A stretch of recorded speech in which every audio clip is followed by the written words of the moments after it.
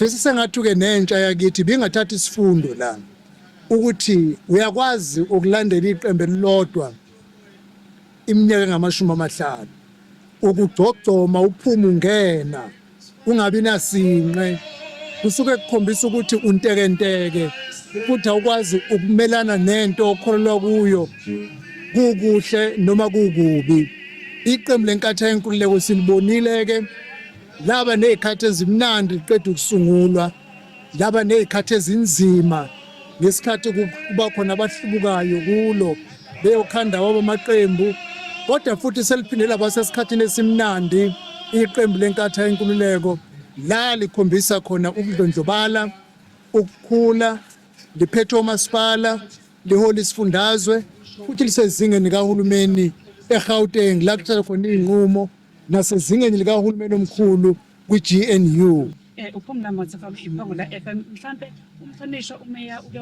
wala eZDM uye waveza ukuthi ngokufisa kwakhe ebefisa ukuthi ngabe niyaya emndenini ikakhulukazi laba abalahlelwa ngabazali amakhaya ayantula awana lutho abanye abasebenzi mhlambe wena ngokuphawula kwakho ungathini kuloko ukuthi nakho yini mhlambe uhlelo enalo to create job opportunities for labo bantu lapho noma iliphi iqembu noma inhlangano noma ibandla libanakekela babazingqalabutho ngakho ke abaholi bethu sibashiya nomthwalo ukuthi ikakhulukazi kulaba abafa bedlula emhlabeni kabuhlungu ngokubulawa imindeni yabo yasala idengwane ukuthi bayihambele izikhathi ngesikhathi bebona ukuthi kuphi la bengafaka khona isandla khona